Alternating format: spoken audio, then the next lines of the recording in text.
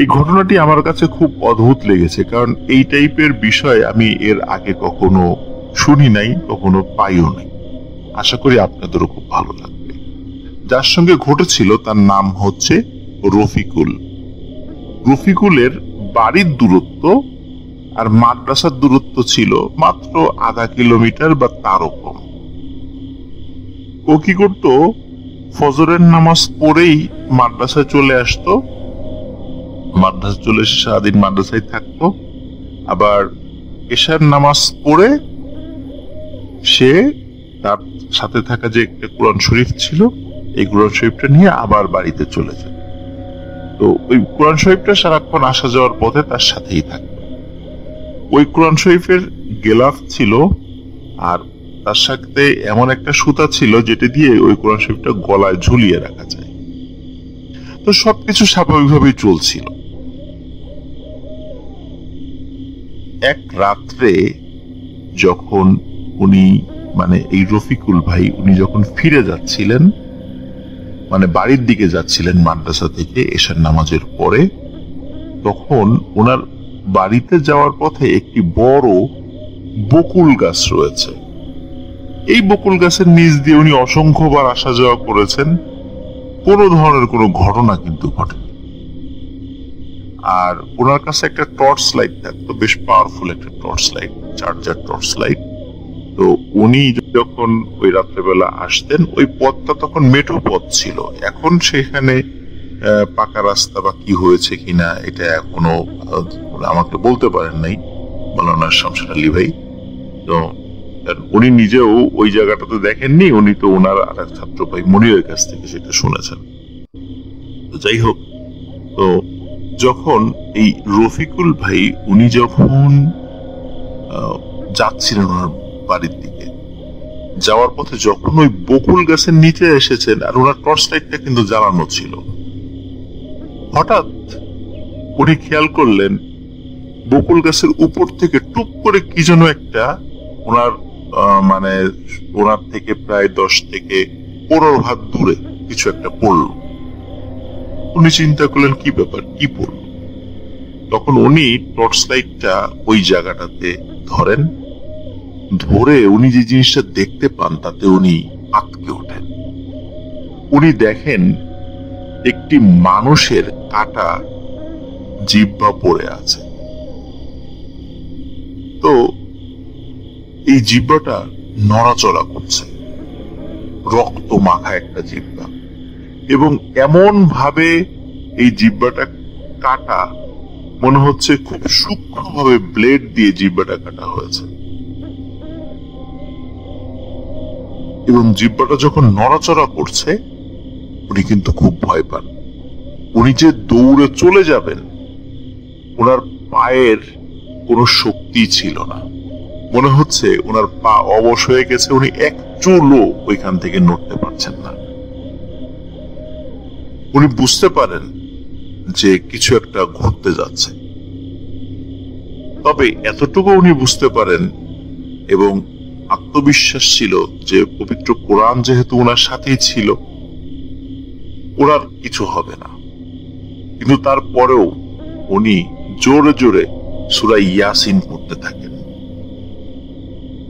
সূরা ইয়াসিন উনি পড়ছেন, কিন্তু একই সাথে ওই যে টর্চ লাইট যেটি, সেটি কিন্তু উনি ওই জিহ্বার দিকে ধরে রেখেছেন, যে কি হয় না হয় এটা তো ওনাকে বুঝতে হবে। লাইট বন্ধ করলে যদি ক্ষতি হয়ে যায়, সাংঘাতিক কিছু ঘটে, এই জন্য উনি লাইট বন্ধ করছিলেন না। উনি ঠিক ওই রক্তমাখা জিহ্বার দিকে টর্চ লাইটটা ধরে রেখেছিলেন এবং জোরে জোরে সূরা ইয়াসিন পড়ছেন এবং অপেক্ষা করছেন এই রাস্তা দিয়ে কোনো মানুষ আসে কিনা। মানুষ আসলে তো ওনার ভয় কেটে যাবে। অদ্ভুত ব্যাপার হচ্ছে, আর ভয়ানক ব্যাপার হচ্ছে যে উনি সূরা ইয়াসিন পড়ছেন আর ওই জিহ্বাটা আস্তে আস্তে বড় হচ্ছে, নড়াচড়া করছে, লকলক করছে, এবং ওনার দিকে আস্তে আস্তে বড় হতে হতে ওনার পায়ের কাছাকাছি আস্তে আস্তে আসার চেষ্টা করছে। কিন্তু জিহ্বাটা কিন্তু একই জায়গায় ছিল, সামনে এগিয়ে আসছে না, কিন্তু জিহ্বাটা কিন্তু বড় হচ্ছে। উনি কিন্তু সূরা ইয়াসিন পড়ছেন, এদিকে জিহ্বাটাও বড় হচ্ছে। উনি সূরা ইয়াসিন পড়ছেন, জিহ্বা বড় হচ্ছে, সূরা ইয়াসিন পড়ছেন, জিহ্বা বড় হচ্ছে। আস্তে আস্তে জিহ্বাটা ওনার পায়ের কাছাকাছি চলে আসে এবং ওনার পাকে টাচ করার চেষ্টা করছিল। ওনার কিন্তু আমি শুরুতেই বলেছি পা নড়ানোর একটুও ক্ষমতা ছিল না, মনে হচ্ছে ওনার পা পাথর হয়ে গেছে, এখান থেকে উনি নড়তে পারছেন না। কেন এরকমটা হয়েছে উনি বলতে পারেন না। এদিকে কোনো মানুষও আসে না ওই রাস্তা দিয়ে, সচরাচর কিন্তু মানুষ চলাফেরা করে ওই রাস্তা ঈশান নামাজের পরে, কিন্তু ওই দিন কোনো অজানা কারণে তখনও কোনো মানুষ আসছিল না। যখন ওনার পায়ের কাছে চলে এসেছে এবং জিহ্বাটা ওনার পাকে টাচ করার চেষ্টা করছে, তখন উনি আরো একটা অদ্ভুত বিষয় লক্ষ্য করেন যে ওই জিহ্বাটা বা জিহ্বাটা ওনার শরীরকে টাচ করতে পারছে না, চেষ্টা করছে বাট পারছে না। এরপরে কি হয়, ওই জিহ্বাটা আস্তে আস্তে ছোট হতে থাকে, ঠিক যেভাবে যেই গতিতে আস্তে আস্তে বড় হয়েছিল ঠিক একই গতিতে আস্তে আস্তে ছোট হতে থাকে। উনি কিন্তু সূরা ইয়াসিন পাঠ করা কিন্তু ছাড়ছেন না। উনি যে কয়বার সূরা ইয়াসিন পাঠ করেছেন উনি নিজেও জানেন না, অসংখ্যবার উনি এই সময়ের মধ্যে পাঠ করেছেন। আস্তে আস্তে জিহ্বাটা ছোট হতে থাকে, ছোট হতে হতে হতে হতে একটা সময় আগের শেপে চলে আসে এবং উনি কিন্তু টর্চ লাইট ধরেই রেখেছেন। টর্চ লাইটে ভালোই চার্জ ছিল, কারণ সকালবেলা যখন আসতেন বাড়ি থেকে তখন ফুল চার্জ দিয়ে নিয়ে আসতেন। আর ওই যেহেতু চার্জার লাইট ছিল ওইটাতে বিদেশি চার্জার লাইট, এটা মানে অনেক চার্জ থাকতো আর কি। তো উনি কিন্তু জিহ্বাটার দিকে ওই লাইট ধরেই রেখেছিলেন। উনি দেখছিলেন যে আস্তে আস্তে ছোট হতে হতে হতে হতে আবার আগের শেপে চলে এসেছে এবং হঠাৎ করে সেটি ভ্যানিশ হয়ে গেছে। এবং ওই জিহ্বাটি যখন ভ্যানিশ হয়ে যায় তখন ওনার মনে হলো ওনার পায়ের শক্তি ফিরে এসেছে, উনি পা নাড়াতে পারছেন। তখন উনি যে কাজটি করেন সেটি হচ্ছে ওই রাস্তা সরাসরি মানে যে জিহ্বাটা যে জায়গাটা পড়েছিল ওইটা পার না হয়ে উনি রাস্তা থেকে আর একটু নিচে নেমে একটু ঘুরে আবার মেইন রাস্তায় উঠে উনি বাড়িতে চলে যান। পরের দিন উনি আর মাদ্রাসায় আসেননি। ওনার সহপাঠীরা খোঁজ খবর নিয়ে জানতে পারেন ওনার প্রচন্ড জ্বর হয়েছে। বেশ কিছুদিন উনি জ্বরে আক্রান্ত ছিলেন, কারণ অনেক ভয় পেয়েছিলেন। তারপরে আস্তে আস্তে উনি সুস্থ হয়ে যান, কিন্তু সুস্থ হলেও উনি ওই মাদ্রাসাতে আর পড়েননি, কারণ উনি হাফিজি পড়তেন। এতটাই ভয় পেয়েছিলেন যে উনি পরে এই হাফিজি পড়াই ছেড়ে দেন, কোরআনে হাফিজ উনি আর হননি। রফিকুল ভাই এখন কোথায় আছেন এইটা মৌলানা শামসুল আলী ভাই আমাকে বলতে পারেননি, তবে মনির ভাই মানে উনি যার কাছে ঘটনাটি শুনেছিলেন উনি এখন ঢাকাতে আছেন, এটা উনি আমাকে বলেছেন। এটি ছিল এমন একটি ঘটনা যেটি নেত্রকোনা দুর্গাপুর অঞ্চলের মোটামুটি সবাই এটা জানে। এটি ছিল ওনার কাছ থেকে শোনা প্রথম ঘটনা। ঘটনা 2, এই ঘটনাটি মৌলানা শমশের আলী ভাইয়ের বাবার সঙ্গে ঘটেছিল। তখন উনি অনেক ছোট ছিলেন, 7 কি 8 বছর বয়স ছিলেন। সাল ছিল 1985 কি 86 সাল, এরকম একটা সময় ছিল। মৌলানা শমশের আলী ভাইয়ের বাবা উনি খুব ভালো ঘর বাঁধতে পারতেন, মানে উনি ঘর তৈরি করার মিস্ত্রি ছিলেন, স্পেশালি শনের ঘর দিয়ে, শন দিয়ে তৈরি করা যে ঘরগুলো, এই ঘরগুলো উনি খুব ভালো বাঁধতে পারতেন। এই জন্য আশেপাশের এলাকার বহু ঘর উনি বেঁধেছেন। তো এমনই একটি ঘর বাঁধার জন্য ওনার যে এলাকা, ওনার যে গ্রাম, ওনার গ্রাম হচ্ছে উত্তর মুকসুদপুর গ্রাম তাহিরপুরে। তো ওইখান থেকে উনি কয়েকটা গ্রাম দূরে ঘর বাঁধার জন্য যান। আপনারা যারা তাহিরপুরে গিয়েছেন, অনেকেই টাঙ্গুয়ার হাওর ঘুরতে গিয়েছেন, আপনারা জানেন যে ওই জায়গাতে দেখা যাচ্ছে অল্প কিছু ঘর মিলে একটা গ্রাম, আবার একটু দূরে অল্প কিছু ঘর মিলে আর একটা গ্রাম, এরকম ছোট ছোট অসংখ্য গ্রাম টাঙ্গুয়ার হাওরে রয়েছে বা তাহিরপুরে রয়েছে। তো ওনার বাসা থেকে খুব বেশি দূরে না, বেশ মানে পায়ে হাঁটা 1 ঘন্টা পথ এরকম একটু দূরে একটা গ্রামে উনি ঘর বাঁধতে গিয়েছিলেন সকালবেলা। তো ওই শনের দিয়ে মানে শন দিয়ে তৈরি ঘরটা বেশ বড় ছিল, এই জন্য স্বাভাবিক যেই সময় লাগে ছোট কোনো ঘর তৈরি করতে, কিন্তু ওই দিন ওনার একটু বেশি সময় লেগে যায়। তো ওনার হাতে একটা দা থাকতো সবসময়।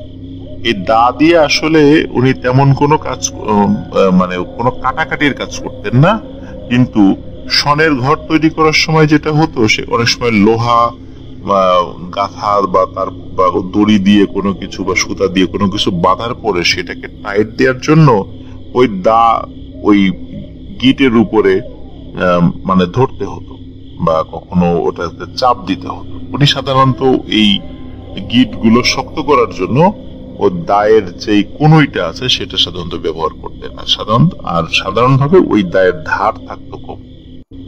তো উনি এই দা নিয়েই উনি কাজে যেতেন সব সময়। ওই দিনও গিয়েছিলেন। ওই দিন ওই ঘরটা তৈরি করতে করতে বেশ সময় লেগে যায়। মানে সাধারণত উনি আসরের আজান দিলে আর কাজ করেন না, কিন্তু ওই দিন আসরের পরে উনি কাজ করেন, মাগরিবের পরেও কাজ করেন। কাজ শেষ করতে করতে প্রায় 7টা থেকে 8টা বেজে যায়। তখন ওই গ্রামের মানে যেই বাড়িতে উনি ঘর তৈরি করতে গিয়েছিলেন, ওই বাড়ির যারা লোক ছিলেন তারা বলেন যে আপনি রাত্রেবেলা আমাদের সাথে খাওয়া দাওয়া করে যান, 4টা ডাল ভাত খেয়ে তারপর আপনি বাড়িতে যান, যেহেতু অনেক রাত হয়ে গেছে। তো উনিও মেহমানদারি গ্রহণ করেন, খাওয়া দাওয়া করে উনি ওনার বাড়ির দিকে রওনা। উনি একাই ছিলেন, একাই যাচ্ছিলেন। তো উনি যখন যাচ্ছিলেন, যাওয়ার পথে ছোট্ট একটা খালের মতো থাকে। এটা বর্ষাকালে পানি থাকে, আর এমনি সময় সাধারণত পানি থাকে না। এটা স্থানীয়ভাবে এটাকে নদী বলে, মানে এটা আসলে নদী না, একটা নালার মতো, কিন্তু তারপর নদী বলে। আর নদীটার নাম লোকজন দিয়েছে পিঠাখাউড়ি নদী। তো মৌলানা শামসুল আলী ভাই এই পিঠাখাউড়ি নদী সম্পর্কে আমাকে একটা বিষয় বলেছেন, সেটা আমি লিসেনার আপনাদেরকে শেয়ার করি। সেটি হচ্ছে যে পিঠাখাউড়ি নদী মানে পিঠা খাওয়া নদী। স্থানীয় এই শব্দটার মিনিং এটা দাঁড়ায়, কারণ হচ্ছে একবার ওই পাশেরই এক গ্রামের একজন ভদ্র মহিলা, উনি দিনের বেলা ওনার মেয়ের জন্য পিঠা তৈরি করে নিয়ে মেয়ের বাড়িতে যাচ্ছিলেন। তো একটা হাড়ির মধ্যে বেশ কিছু পিঠা তৈরি করে নিয়ে যাচ্ছিলেন। যাওয়ার পথে যখন ওই নদীটা পার হচ্ছিলেন বা পার হয়েছেন আর কি, এরপরেই তার মেয়ের বাড়ি আর কি। মেয়ের বাড়িতে গিয়ে দেখে যে ওই হাড়ির মধ্যে একটিও পিঠা নেই। অদ্ভুত ব্যাপার হচ্ছে যে এই পিঠাগুলো যে নেই, হাড়ি যে হালকা হয়ে যাবে ওনার কাছে কিন্তু এমনটা মনে হয়। হাড়ি কিন্তু আগের মতোই ভারী ছিল, এবং ওনার কাছে মনে হয়েছে শেষ দিকে এসে হাড়ি আর একটু বেশি ভারী মনে হচ্ছে। অনেক সময় দেখা যায় যে আমরা কোনো ভার বহন যদি অনেক সময় করি, যখন অনেক সময় হয়ে যায় তখন আমাদের শরীরের সক্ষমতা বা শক্তি কিছুটা কমে আসলে ওই ভারটা আরো বেশি ভারী মনে হয়। তো যেহেতু উনি অনেক পর হেঁটে এসেছেন, পরে ওনার কাছে ওই হাইট আরো বেশি ভারী মনে হয়েছে। কিন্তু অদ্ভুত ব্যাপার, নামানোর পরে কোনো পিঠা তার মধ্যে ছিল না। যেহেতু কোনো অশুভ শক্তি ওই পিঠাগুলা খেয়ে ফেলেছে, এরপর থেকে এই ঘটনাটা যখন চাউর হয়ে যায়, তখন ওই নদীটাকে মানে চিন্তা করে যে এই নদী পার হতে গিয়ে এই ঘটনা ঘটেছিল, এই জন্য স্থানীয়ভাবে ওই নদীটার নাম হয়ে যায় পিঠাখাউড়ি নদী। তো ওই পিঠাখাউড়ি নদীর এপাশ এবং ওপাশে দুটি বড় বড় শিমুল গাছ আছে। তো ওই শিমুল গাছ, একটা শিমুল গাছ পার হয়ে ওই নদীটা মানে উনি পাড়ি দিয়ে, নদীতে পানি থাকে না, আমি শুধু বলেছি বর্ষাকাল ছাড়া সাধারণত পানি থাকে না, তো নদীটা এমনি উনি হেঁটে পার হয়ে যখন আরেকটি শিমুল গাছের কাছে গিয়েছেন, তখন উনি বাড়ির মোটামুটি কাছাকাছি চলে গেছেন।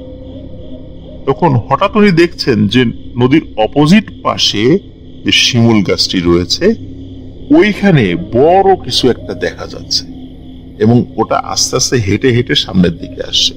ওনার হাতে কোনো টর্চ লাইট ছিল না, কিন্তু ওই দিন চাঁদনি রাত ছিল এবং চাঁদনি রাতে ওই দিন আরো মনে হয় যে চাঁদের আলো আরো বেশি ছিল, যার কারণে উনি স্পষ্টভাবে দেখতে পাচ্ছিলেন একটি প্রাণী এবং ওইটার পিঠের উপরে একজন মানুষ বসে আছে।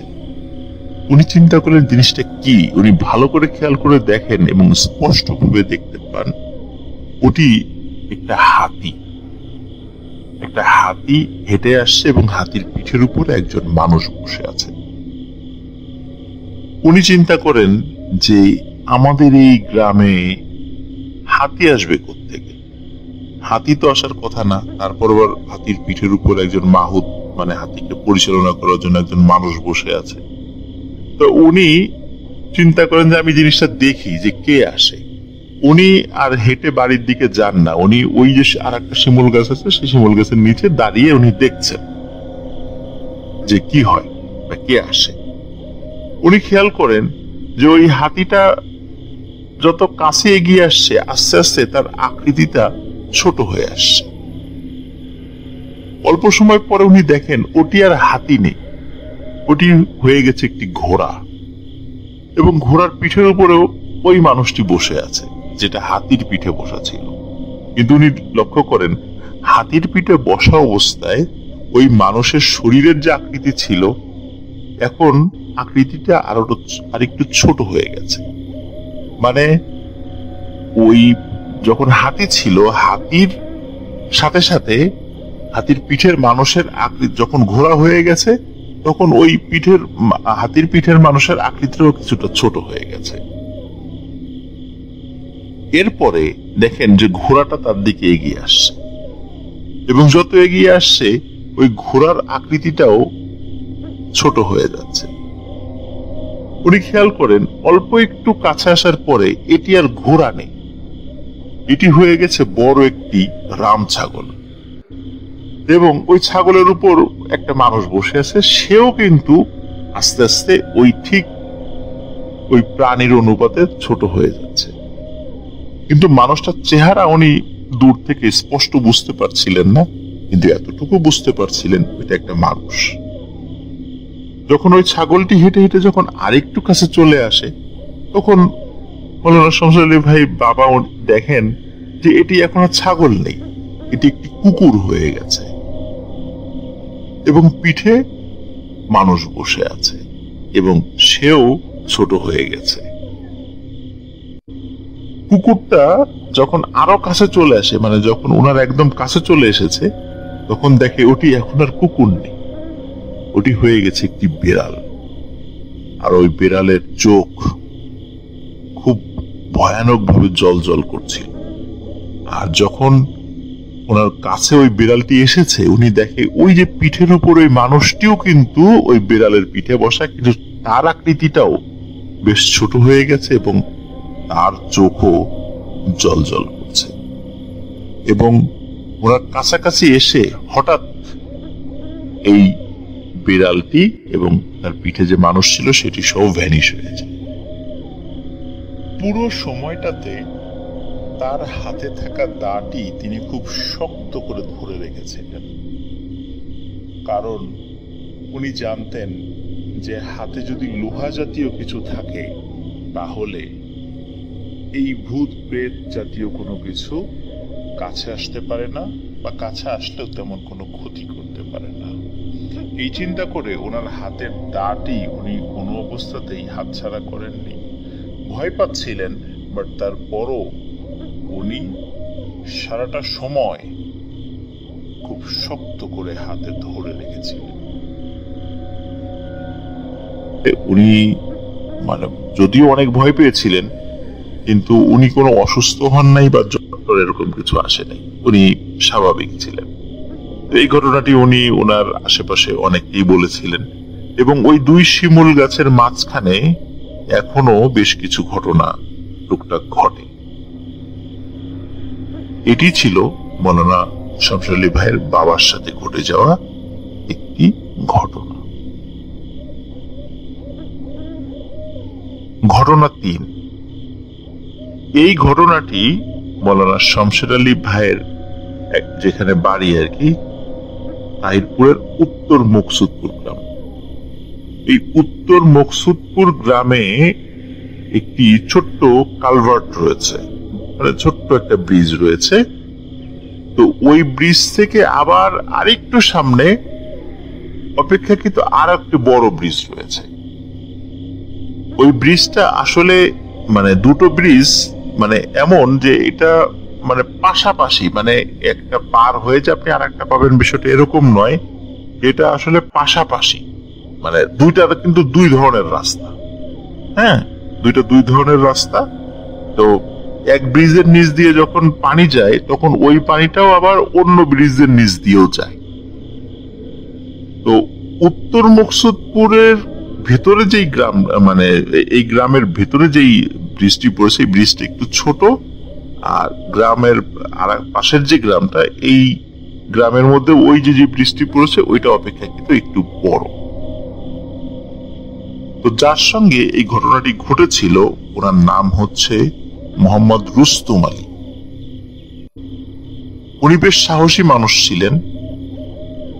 কোনো এক রাতে উনি ফিরছিলেন, তো তখন কিন্তু বর্ষাকাল ছিল না, মানে তখন শুকনা ছিল। আর শুকনার সময় ওই ব্রিজের নিচ দিয়েই স্বাভাবিকভাবে মানুষজন আসা যাওয়া করতো। ব্রিজের উপর দিয়ে মানুষজনের খুব বেশি দরকার না হলে চলাফেরা করতো না। তো উনি যখন ওই যে বড় ব্রিজটা পার হচ্ছিলেন, তো বড় ব্রিজটা যখন পার হচ্ছিলেন উনি দেখেন যে ব্রিজের নিচে একটি লাশ পড়ে আছে, একদম কাফন দিয়ে মোড়ানো। আর ঠিক একটা লাশকে কবরে নামানোর আগে লাশ খাটিয়ায় শোয়ানো অবস্থায় আমরা যেরকম দেখি যে পায়ের দিকে বাঁধা, মাথার দিকে বাঁধা, ঠিক একদম সাদা ধবধবে কাফনের কাপড় পরা অবস্থায় একটি লাশ ওই ব্রিজের নিচে রাখা। তো উনি বেশ সাহসী মানুষ ছিলেন। উনি জানতেন যে রাত্রে চলাফেরার ক্ষেত্রে অনেক ঘটনাই ঘটে। তো এই রুস্তম আলী ভাই উনি ওই লাশের কাছে যান। স্বাভাবিকভাবে আমরা হলে কি করতাম, আমরা যেটা করতাম সেটা হচ্ছে যে ওইখান থেকে আরো দূরে, মানে দৌড়ে ওইখান থেকে পালানোর চেষ্টা করতাম, কোনোভাবেই ওই লাশের কাছে যাওয়ার চেষ্টা করতাম না। তো উনি যে কাজটি করেন, উনি কি করেন, উনি ওই লাশের কাছে যান। উনি চিন্তা করেন যে মাথা তো বাঁধা দেখছি, মাথাটা খুলে দেখি যে লাশটা কার। হতে পারে যে আমার পরিচিত কারো লাশ, কেউ ফেলে গেছে এখানে, বা কোনো পরিচিত ব্যক্তি, কেন আশেপাশের অনেক গ্রামের মানুষের এই মানুষকে তো উনি চিনতেন। উনি যখন লাশের কাছে গেছেন এবং লাশের মাথার দিকের যে গিট এটি খুলবেন, হঠাৎ উনি দেখেন লাশটি নড়ে উঠেছে এবং নড়াচড়া করছে। এবার কিন্তু উনি ভয় পান, কি ব্যাপার, লাশ নড়ে কেন? উনি ভয় পেয়ে দৌড়ে ব্রিজের উপরে উঠে যান। তো ব্রিজের উপরে উঠে নিচের দিকে তাকান। উনি কিন্তু সাহসী মানুষ ছিলেন, উনি যে উঠে পালাবেন বিষয়টা এরকম নয়, উনি সাহসী মানুষ ছিলেন। উনি উপরে উঠে দেখেন যে লাশটি কি করে। উনি দেখেন লাশটি উঠে দাঁড়িয়েছে এবং লাশের পায়ের দিকের যেই গিট ছিল সেটি খুলে গেছে এবং লাশটি হাঁটা শুরু করেছে। উঠে ব্রিজের নিচ দিয়ে এক পাশ থেকে আর এক পাশ যাচ্ছে। তো ব্রিজের যখন এক পাশ থেকে আর এক পাশ যাচ্ছিল, এক পাশ থেকে যখন ঢুকে গেছে, তো উনি আবার চিন্তা করেন যে দেখি লাশটা কি হয়, অপোজিট পাশ দিয়ে কি লাশটা কি বের হয়। তো উনি ব্রিজ আবার আর এক মাথায় গিয়ে দেখছেন যে নিচ দিয়ে লাশটা বের হয় কিনা। উনি দেখেন যে হ্যাঁ, লাশটি আর এক পাশ দিয়ে বের হয়েছে। বের হয়ে হাঁটতে হাঁটতে পাশে একটি জঙ্গল আছে, এই জঙ্গলের মধ্যে লাশটি ঢুকে যায় এবং অদৃশ্য হয়ে যায়। চাঁদের আলোতে কিন্তু উনি স্পষ্ট দেখতে পেয়েছিলেন। আর ঘটনাটির সময় মোটামুটি 2010-11 সালের দিকের ঘটনা, খুব বেশি দিন, বেশি বছর আগে তাও না, 10 বছর আগে এরকম সময়। তো ওই দিনও কিন্তু চাঁদের আলো ছিল আর যেহেতু সাদা ধবধবে কাফনের কাপড় পরা ছিল, এজন্য লাশটিকে উনি আরো স্পষ্টই দেখেছিলেন। যখন দেখলেন যে লাশটি ওই জঙ্গলের মধ্যে চলে গেল, তখন কিন্তু উনি ভয় পেয়েছিলেন। উনি দ্রুত বাড়িতে ফিরে আসেন, ওনার বাড়ি কাছাকাছি ছিল, তো বাড়িতে ফিরে আসেন, ওনার স্ত্রীকে বলেন। তো ওনার স্ত্রী তাকে ওই যে অনেক সময় গ্রামে দেখা যায় যে লোহা গরম পানিতে ডুবিয়ে ওই গরম পানিটা খাইয়ে দেয়া হয়। স্থানীয় ভাষায় বা স্থানীয় ভাবে একটা প্রথা রয়েছে যে এরকম করলে নাকি ভয় কেটে যায়। তো ওই রুস্তম আলী ভাইকে ওনার স্ত্রী ওইভাবে গরম পানি খাইয়ে দেন। তো উনি কিন্তু উনিও অসুস্থ হন নাই, কিছু হয় নাই, বেশ স্বাভাবিক। আর উনি আপনারা একটা বিষয় চিন্তা করেন প্রিয় লিসেনার, সেটা হচ্ছে কতটুকু সাহস হলে একটা মানুষ লাশের কাছে যেতে পারে। লাশটি নড়ে ওঠার পরে তখন উনি ভয় পেয়েছেন, ব্রিজের উপরে গিয়েছেন। আবার দেখেন, যখন ওই লাশটি হাঁটা শুরু করেছে, ব্রিজের নিচ দিয়ে এক পাশ থেকে আর এক পাশে বের হচ্ছে, উনি আবার দেখার জন্য আর এক পাশে গিয়েছেন যে লাশটা বের হয় কিনা বা কোথায় যায়, এটা উনি দেখার চেষ্টা করছেন। স্বাভাবিকভাবে আমরা হলে কি করতাম? আমরা তো ওইখানেই সেন্সলেস হয়ে পড়ে যেতাম। তো যাই হোক, এই ঘটনাটি ওনার স্ত্রীকে বলেন। ঘটনাটি আপাতত দৃষ্টিতে এখানেই শেষ হতে পারত, কিন্তু না, ঘটনাটি এখানেই শেষ হয় না। ঘটনাটির রেশ থেকে যায় আরো একটু। এক রাত্রে উনি বাড়িতে ফিরতে দেরি করছিলেন। তো ওনার স্ত্রী রাত্রে রান্না করার পরে যেই উচ্ছিষ্ট পানি একটি পাত্রের মধ্যে ছিল এবং রান্নার যেই অবশিষ্ট অংশ সেটা ওই পানির মধ্যে দিয়ে উনি যেটি করতেন সেটি হচ্ছে যে ওই বাড়ির যে বেড়া ছিল, বেড়ার মানে বাড়ির পেছন দিকে যে বেড়া ছিল, এই বেড়ার কাছে গিয়ে ওই পানিটা ফেলে দিতেন, মানে ছুঁড়ে ফেলে দিতেন। তো উনি কি করেছেন, ওই পাত্রের মধ্যে ওই এঁটো পানি এবং তরি তরকারির উচ্ছিষ্ট অংশ এগুলো নিয়ে যখনই ফেলতে যাবেন, তখন উনি দেখেন যে একটি লাশ কাফনের কাপড় পরা, মাথার দিকটা বাঁধা, হেঁটে হেঁটে যাচ্ছে ঠিক ওনার বেড়ার পাশ দিয়ে। উনি বুঝতে পারেন ওনার স্বামী যেই লাশটি দেখেছিলেন হয়তোবা এটি সেই। উনি প্রচন্ড জোরে এক চিৎকার দিয়ে ওইখানেই সেন্সলেস হয়ে পড়েছে। ঘরের লোকজন তাড়াতাড়ি চলে আসে, ঘরে আরো যারা ছিল তারা এসে ওনাকে উদ্ধার করে। ওনার জ্ঞান ফেরার পরে উনি বলেন যে উনি এইটা দেখেছিলেন। এরপরে এই লাশ রিলেটেড বিষয় ওই রুস্তম আলী ভাই বা ওনার পরিবারের সাথে আর ঘটেনি। এটি ছিল ঘটনা। ঘটনা 4।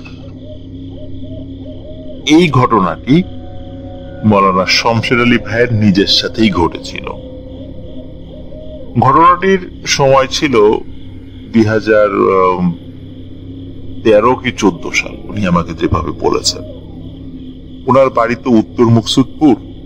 তো ওনার বাড়ি থেকে উনি যে মসজিদে ইমামতি করেন, এখনো উনি যেখানে ইমামতি করেন আর কি, তো ওইখান এই ওনার বাড়ি থেকে এই মসজিদের দূরত্ব সর্বোচ্চ 1.5 কিলোমিটার। ওনার বাইসাইকেল আছে, উনি ওই বাইসাইকেলে করে উনি রাতের বেলা মানে খাওয়া দাওয়া করে আবার মসজিদে চলে যেতেন।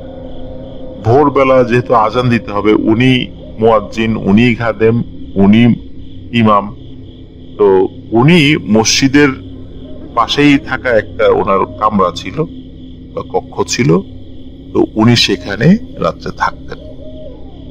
তো এশার নামাজ পড়ে উনি বাড়িতে যেতেন, খাওয়া দাওয়া করে আবার ফিরে আসতেন। কখনো কখনো ওনার দেরি হয়ে যেত। উনি আবার একটা মাদ্রাসায়ও শিক্ষকতা করতেন। অনেক সময় দেখা যায় যে এশার নামাজের পরে মাদ্রাসায় মিটিং থাকতো, তো ওই মিটিং শেষ করে আবার বাড়িতে গিয়ে খাওয়া দাওয়া করে আবার মসজিদে আসতে বেশ দেরি হয়ে যেত। তো এমন এক রাত্রে উনি খাওয়া দাওয়া করে যখন মসজিদের দিকে ফিরছিলেন তখন রাত বেজে গেছে প্রায় 12:30 কি 1টা। আর আপনারা ঘটনা 3 যেটি শুনেছেন রুস্তম আলী ভাইয়ের যে ঘটনা, ওখানে আমি দুটো ব্রিজের কথা বলেছিলাম, যে একটা ছোট্ট কালভার্ট যেটা উত্তর মকসুদপুর আর একটা বড় কালভার্ট যেটা আরেকটু পাশে।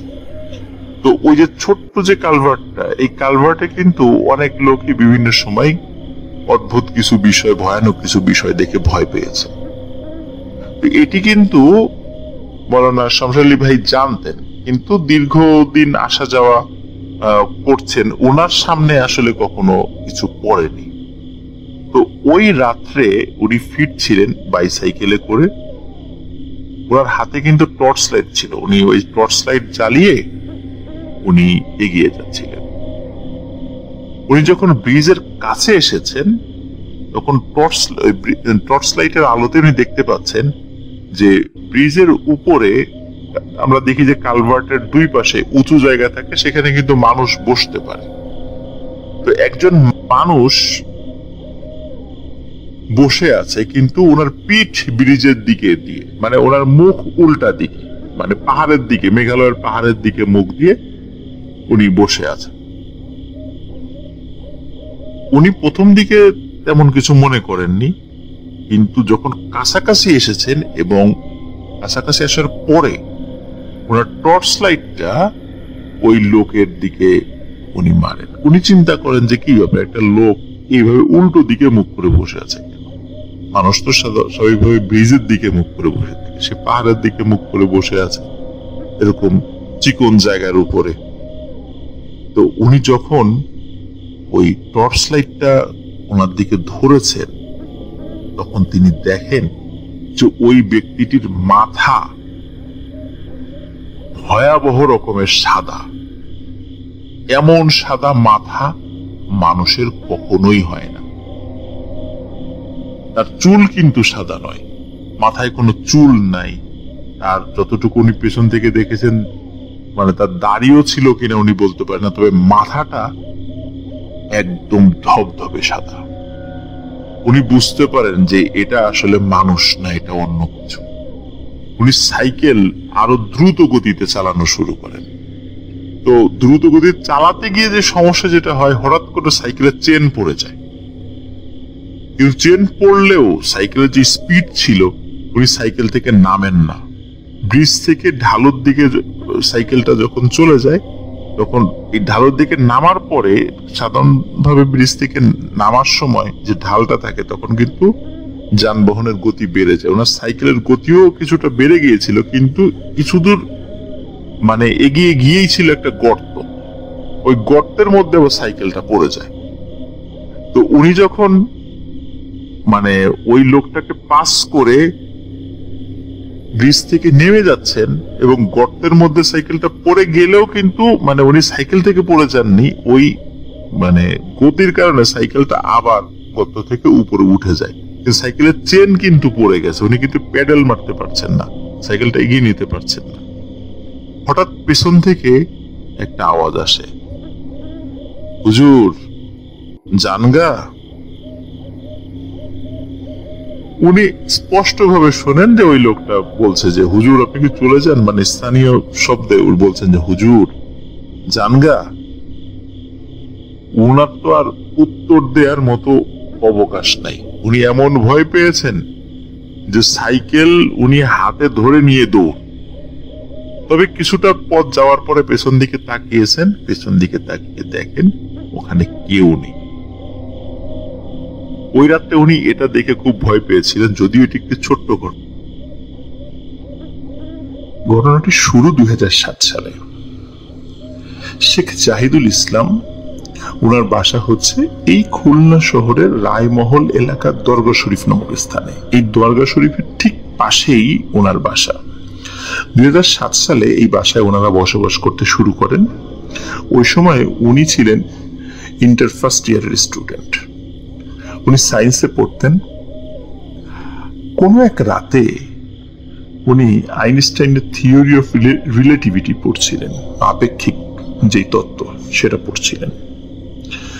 সেটা পড়ার পরে উনি সেটা নিয়ে এতটাই চিন্তামগ্ন হয়েছিলেন ওনার আশেপাশে এমন কিছু ঘটনা ঘটে যায়, উনি সেটা প্রথমে বুঝতে পারেননি। হয়তো উনি যদি সেই বিষয়গুলো প্রথম দিকে ধরতে পারতেন তাহলে খুব বেশি সমস্যা হয়তো বা হতো না পরবর্তীতে।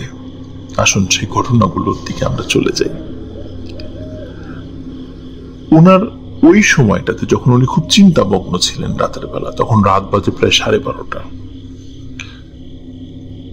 উনি হঠাৎ শুনেছিলেন কিন্তু বিষয়টাকে গুরুত্ব দেননি, কারণ উনি একটা বিষয় নিয়ে খুব চিন্তিত ছিলেন বা ধ্যানমগ্ন বলতে পারেন।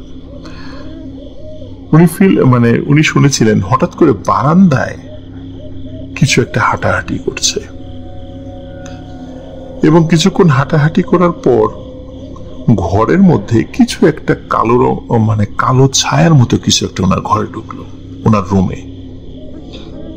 উনি আসলে এতটা ভাবনার জগতে ছিলেন, কিছুই উনি বুঝতে পারেননি। হঠাৎ উনি ফিল করলেন কে যেন তার কানের মধ্যে ফু দিচ্ছে, দীর্ঘ সময় ধরে ফু দিচ্ছে। ফার্স্টের দিকে উনি ভেবেছিলেন হয়তোবা জানালার সাইড থেকে বাতাস আসছে, কিন্তু উনি খেয়াল করলেন ওনার যেই কানটাতে বাতাসটা লাগছে এবং কানের ভেতরে বাতাস পৌঁছে যাচ্ছে, সেই কানটা অন্য পাশে, জানালার পাশে না, অন্য দিকে। তাহলে এই বাতাসটা বা ফুটা কোথা থেকে আসছে? এবং একদম কানের ভেতরে আমরা যদি কাউকে ফু দেই, ঠিক যেরকম শব্দ অনুভূত হয় কানের ভেতরে, একদম পর্দায় গিয়ে যেটা আঘাত লাগে, ঠিক সেমন মনে হচ্ছিল। উনি তখন চিন্তা করেন হয়তোবা একটা বিষয় নিয়ে দীর্ঘক্ষণ ধরে ভাবছেন, এই কারণে কোনো কারণে ওনার হয়তোবা হ্যালুসিনেশন বা এই টাইপের কোন একটা ফিলিংস তার মনে হয়েছে। এটা আসলে কিছু না, জাস্ট এতটুকু উনি মনে করেছেন। এই দিনের মতো ঘটনা এখানেই শেষ। এই ঘটনা 2 দিন পরে ছিল শবে বরাত, আর শবে বরাতের 2 দিন পরে ঘটে যায় আরেকটি ভয়ঙ্কর ঘটনা। শবে বরাতের ঠিক 2 দিন পরে উনি রাতের বেলা খাওয়া দাওয়া করে আর একটু স্টাডি করে 12:30টার দিকে শুয়ে পড়েছেন। উনি সকালে উঠতেন, উঠে ফজরের নামাজ পড়তেন, যেন খুব বেশি রাতে উনি ঘুমাতেন না। উনি যখন 12:30টার দিকে শুয়ে পড়েছেন, মাত্র লাইট বন্ধ করে ডিম লাইটটা অন করে জাস্ট কেবল শুয়েছেন আর কি। শোবার সাথে সাথে হঠাৎ করে ওনার মনে হলো যে জানালা দিয়ে একটা বাতাস ঢুকলো। বাতাসে ওনার আনালার যে আলনা ছিল, এই আলনার কাপড়গুলো একটু দুলে উঠলো, এবং এই বাতাসটি হঠাৎ করে ধপাস করে ওনার বুকের উপরে এসে লাগলো, এবং এমন ভারী মনে হচ্ছে ওনার বুকের উপরে কয়েক মণ ওজনের কোন একটি বোঝা চাপিয়ে দেওয়া হয়েছে। এবং এই হঠাৎ করে এরকম ভারী চাপ উনি অনুভূত হয়ে এমন জোরে একটা চিৎকার করেছেন, ওনার বাড়ির সকল সদস্য তো ওনার রুমে চলে এসেছে। শুধু তাই নয়, পাশে যে দরগা শরীফ ছিল, যে দরগা শরীফের কয়েকজন লোকও সেখানে চলে এসেছে, যে কি হয়েছে, এত জোরে চিৎকার কেন। সবাইকে উনি ঘটনাটি বলেন। যখনই লোকজন চলে এসেছে, সেই বুকের উপর থেকে সেই বোঝাটিও সরে গিয়েছে। উনি সবাইকে ঘটনাটি বলেন যে এই ঘটনা। তো সবাই বলে হয়তোবা তোমার বোবায় ধরেছিল। তখন উনি বলেন যে আমি তো ঘুমাই নাই, ঘুমালে নয় বোবায় ধরবে, কিন্তু আমি তো মাত্র শুয়েছি, তাহলে এই বোবায় ধরলো কিভাবে? সকলে বলেন যে তোমার হয়তো মনের ভুল হয়েছে, বা ঘুমিয়ে গিয়েছিলে, তুমি টের পাও নাই, এরকম মনে হয়েছে। বলে যে বোবায় ধরলে এমনই মনে হয়। কিন্তু উনি কিছুতেই বোঝাতে পারছিলেন না যে উনি মাত্রই লাইটটা অফ করে কেবল বিছানায় ওনার শরীরটাকে এলিয়ে দিয়েছেন। ঘুম তো আরো পরের কথা। তো যাই হোক, প্রথম দিন যে ঘটনাটি ঘটেছিল, যে কানে ফু দেওয়ার বিষয়টা, উনি ওনার পরিবারের সদস্যদেরকে ওইভাবে শেয়ার করেননি, উনি নিজের জাস্ট হ্যালুসিনেশন মনে করেছিলেন। দ্বিতীয় ঘটনা যখন পরিবারের সদস্যরা জানলেন, পরিবারের সদস্যরা তখনও ওইভাবে গুরুত্ব দেয়নি। এরপর থেকে প্রতিদিন এক ধরনের একটি সমস্যা উনি ফিল করেন। সেটা হচ্ছে উনি যখন রাত্রে ঘুমিয়ে থাকেন, ঘুমানোর পরে গভীর রাত্রে উনি ফিল করেন যে ওনার ঘুম ভেঙে গেল, এবং ঘুম ভাঙার পরে ওনার মনে হয় যে কোনো একজন মানুষ ওনার দুই পায়ের বৃদ্ধাঙ্গুলি ধরে টানা হেঁচড়া করছে এবং ওনাকে আস্তে আস্তে বিছানা থেকে মানে নিচে ফেলে দিচ্ছে বা টেনে বিছানা থেকে সরিয়ে ফেলছে, এমন মনে হয়। এবং উনি খেয়াল করেন ওনার মাথার নিচে বালিশ যেখানে ছিল সে বালিশ সেখানে নেই, বালিশ বালিশের জায়গায় আছে, উনি সরে গেছেন অন্যদিকে, মানে উনি নিজ দিকে চলে আসছেন। এখন উনি চিন্তা করেন এটা তো হতেই পারে, কিন্তু এটা যখন প্রতিনিয়ত হচ্ছিল, যেমন উনি শুয়ে আছেন, ওনার শরীরের উপর চাদর ছিল, সেই চাদরটি বিছানার নিচে পড়ে আছে, ফ্লোরে পড়ে আছে, এটাও হতে পারে ফ্যানের বাতাসে বা যে কোনো কারণে সেটা হতে পারে, উনি ফার্স্টের দিকে এটা মনে করেছিলেন। কিন্তু এই যে ওনার দুই পায়ের বৃদ্ধাঙ্গুলিতে রাতের বেলা যে কোনো দুটো হাত ওনার দুই পায়ের বৃদ্ধাঙ্গুলি ধরে এই বৃদ্ধাঙ্গুলি টানাটানি করত এবং এই কারণে ঘুম ভেঙে যেত, এটা একটা প্রতিনিয়ত একটা ব্যাপার ছিল। এবং উনি যতক্ষণ রুমের লাইট জ্বালানো থাকতো ততক্ষণ পর্যন্ত উনি কিছুই দেখতেন না। তো একদিন বিরক্ত হয়ে উনি লাইটটা জ্বালানোর পরে আশেপাশে মানে খোঁজার চেষ্টা করেন, কি ব্যাপার, কি বিছানার নিচে খোঁজার চেষ্টা করেন, কাউকে দেখেন না। পরে আবার লাইটটা বন্ধ করে দেন। লাইটটা বন্ধ করার পর উনি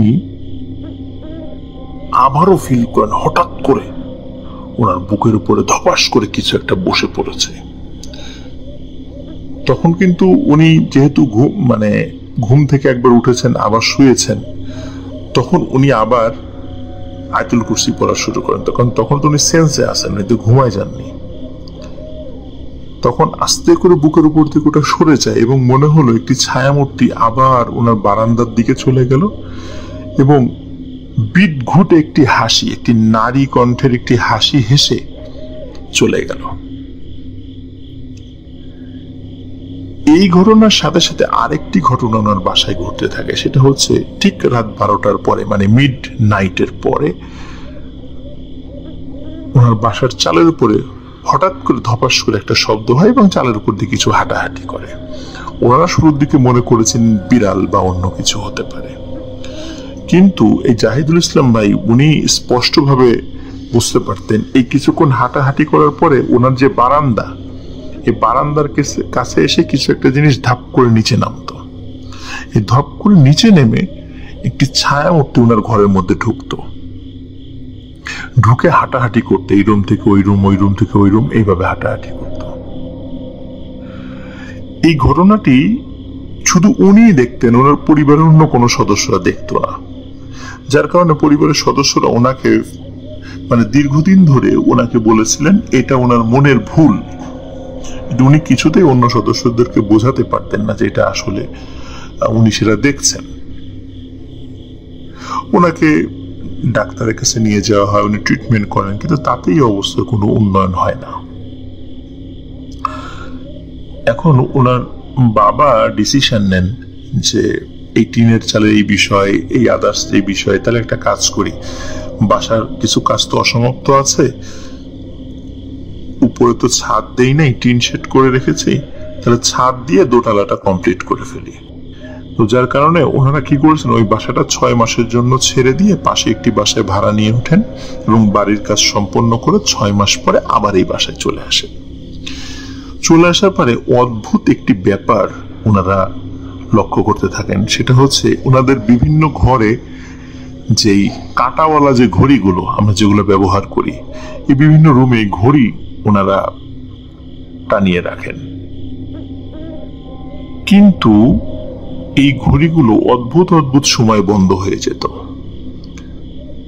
এবং এই ঘড়িগুলো কোনোটাই চলতো না। অদ্ভুত সময় বলতে পারেন যে মনে করুন রাত 12:30, 1:30, 2:30, 3টা, 3:30 এমন এই সময় ঘড়ি বন্ধ হয়ে যেত এবং এই ঘড়িগুলো, কাঁটাওয়ালা ঘড়িগুলো ওনাদের বাসায় স্টিল নাও আজ পর্যন্ত কোনো কাঁটাওয়ালা ঘড়ি সেটা টেকে না, নষ্ট হয়ে যায়। তো কাঁটাওয়ালা ঘড়ি যখন টিকছিল না তখন ওনারা ডিজিটাল ঘড়ি ব্যবহার করা শুরু করেন এবং ডিজিটাল ঘড়িতেও যে সমস্যা দেখা দেয় সেটা হচ্ছে সেখানে সময় উল্টাপাল্টা না দেখালেও ব্যাটারিটা ডাউন হয়ে যায়, ব্যাটারিটাও সেখানে বেশি দিন টেকে না, কয়েকদিনের মধ্যে সেটা নষ্ট হয়ে যায়। এবং লিসেনার্স, আপনারা আর একটা জিনিস শুনলে অবাক হবেন, ওনার যে ডেস্কটপ রয়েছে বা কম্পিউটার, এই কম্পিউটারের ভেতরেও কিন্তু ঘড়ির এক ধরনের একটা ব্যাটারি থাকে, ওনার সেই ঘড়ির ব্যাটারি পর্যন্ত নষ্ট হয়ে যায়। আজ পর্যন্ত ওনার বাসায় কাঁটাওয়ালা ঘড়ি তো টেকে তো নাই, ডিজিটাল ঘড়ির ব্যাটারিগুলোও নষ্ট হয়ে যায়। এবং ওনার বাড়ির সবাই দুরারোগ্য ব্যাধিতে আক্রান্ত। কয়েক বছর আগে ওনার বাবা খুব একটা দুরারোগ্য ব্যাধিতে ভুগে ইন্তেকাল করেছেন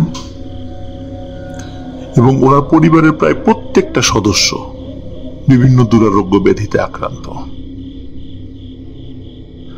ওরা চেষ্টা করেছিলেন অন্য জায়গায় শিফট করার জন্য, কিন্তু সেটাও পারেননি। বিভিন্ন হুজুরদেরকে ডেকে নিয়ে আসা হয়েছিল যে আসলে এখানে সমস্যাটা কি, কেউ এই সমস্যাটা সলভ করতে পারেননি। এখন তাহলে এখানে কেন এমনটা হচ্ছে, এই বাসায় কেন এই সমস্যা? তখন ওই হুজুররা বলেছিলেন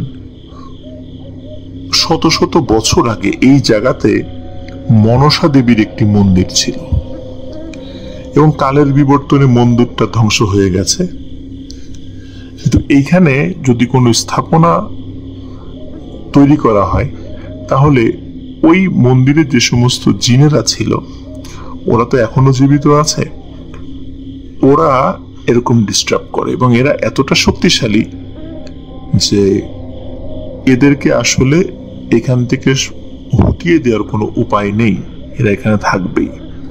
কিন্তু ওনারা যেহেতু রেগুলার সালাত আদায় করেন, ধার্মিক পরিবার, এই জন্য ওনাদেরকে ওইভাবে ক্ষতি করতে না পারলেও ওনারা ওই পরিবারের সকলেই কিন্তু অসুস্থ। জাহিদুল ইসলাম ভাই উনি নিজেও কিন্তু শারীরিকভাবে সুস্থ নন। এই অদ্ভুত যে বাসা, এই বাসাটির খবর যেহেতু সৈকত আমাকে এনে দিয়েছে, সৈকতকে ধন্যবাদ।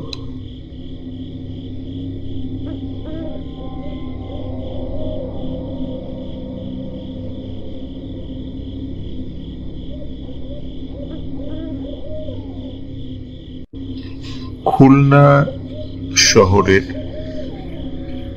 রায়মহল এলাকার দরগা শরীফ নামক যে জায়গাটি আছে, সেই দরগা শরীফের পাশে একটি বাসা রয়েছে।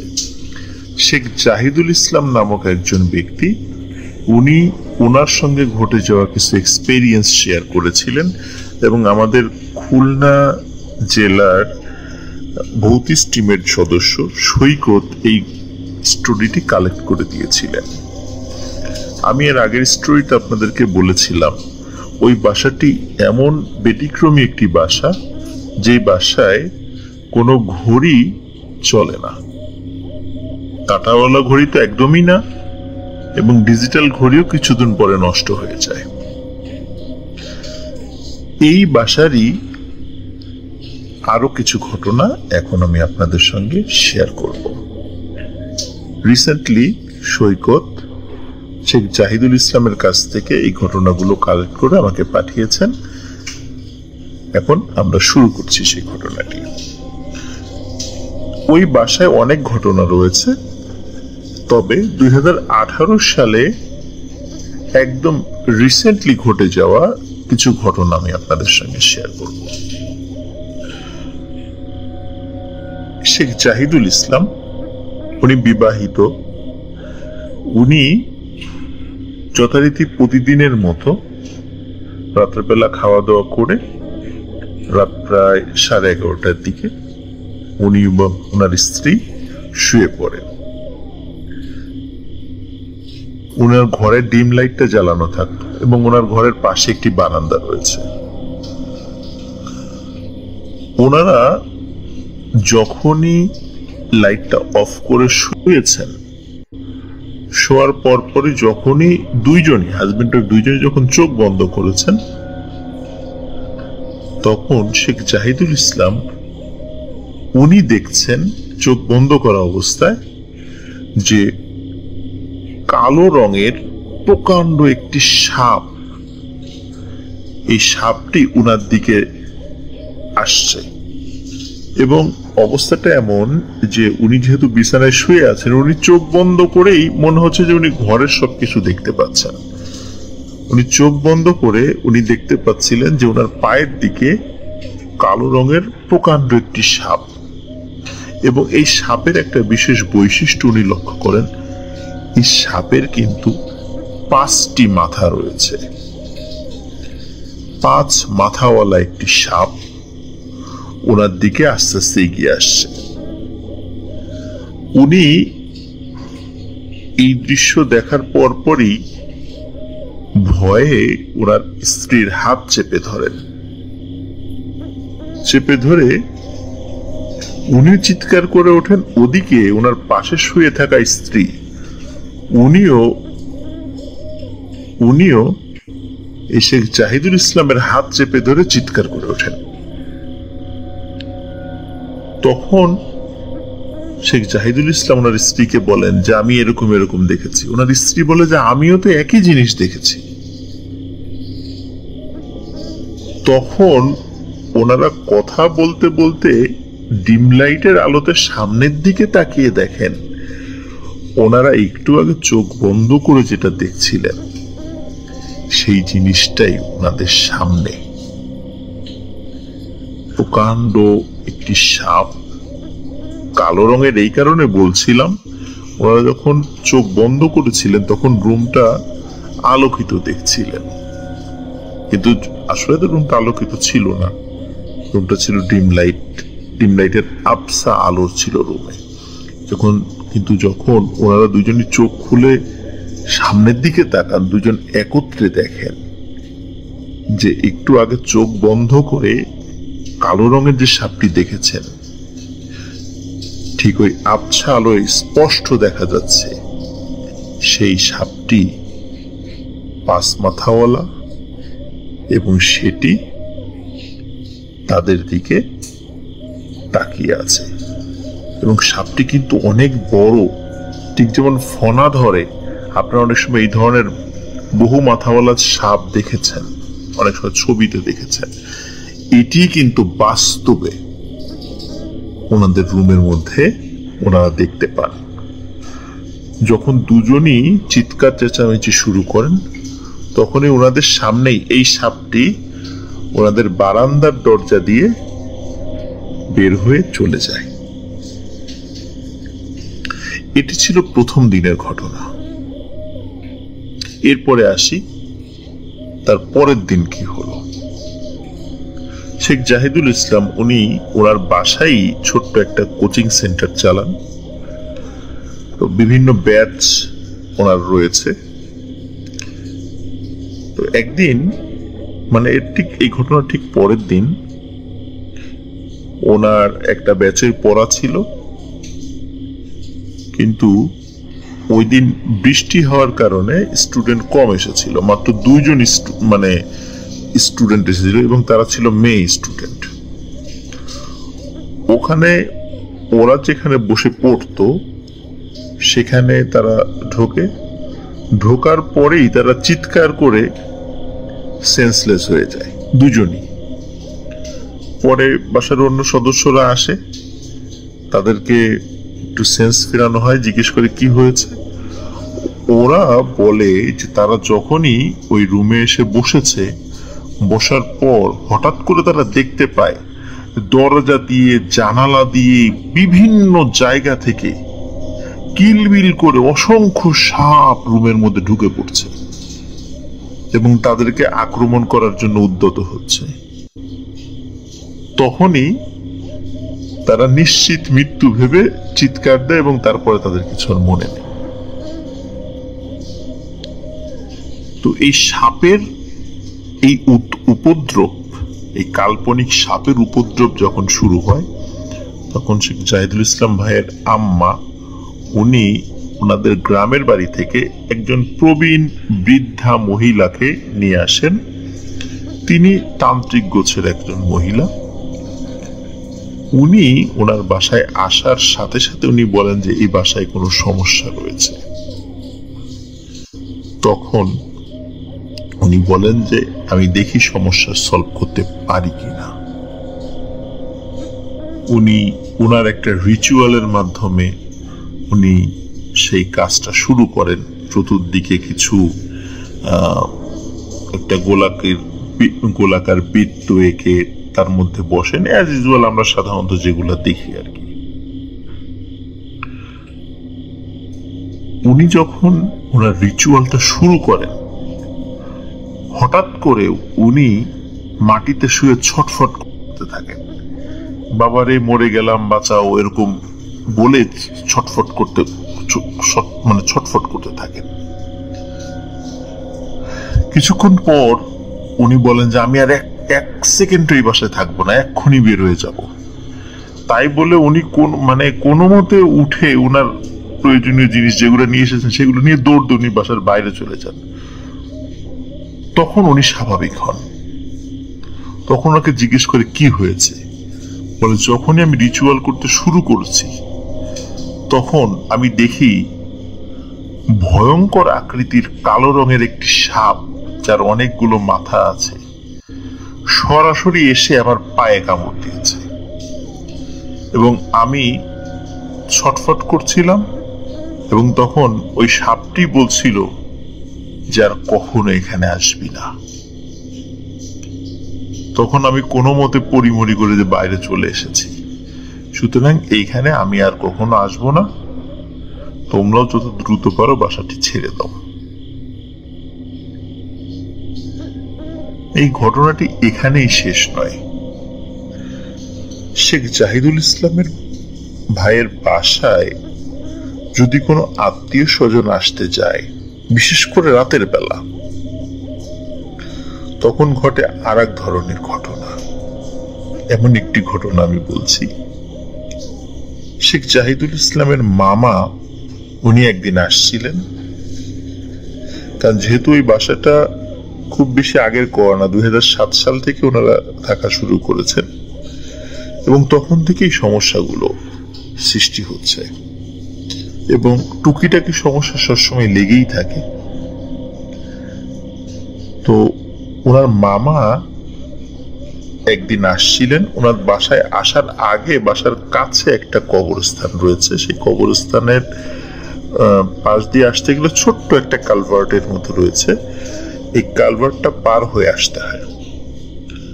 ওনার মামা আসছিলেন, আসার পথে দেখেন যে ছোট্ট একটা বাচ্চা এই কালভার্টের পাশে দাঁড়িয়ে আছে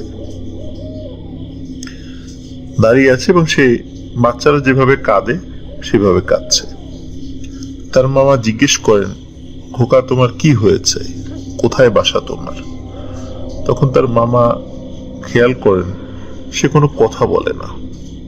কয়েকবার জিজ্ঞেস করার পরও সে যখন কোনো উত্তর দেয় না, তখন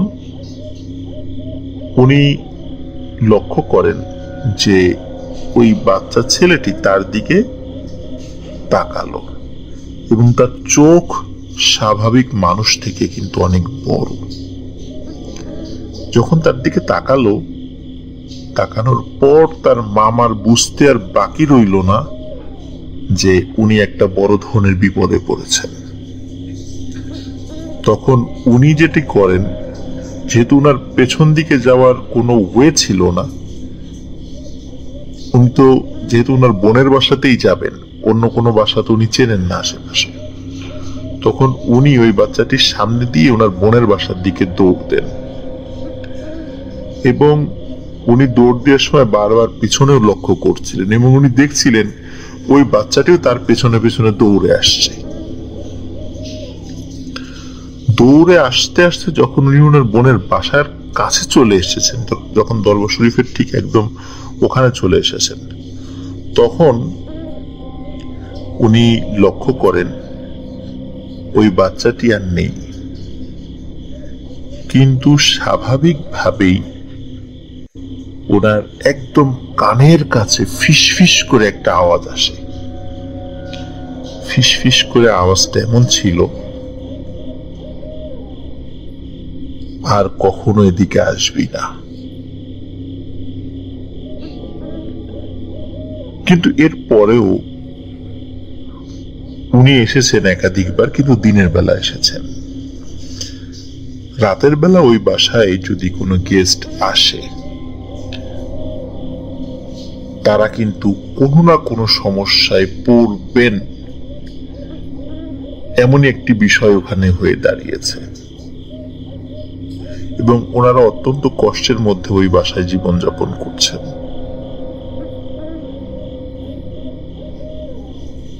অনেক তান্ত্রিক, কবিরাজ যারাই এসেছেন, তারা সবাই একই কথা বলেছেন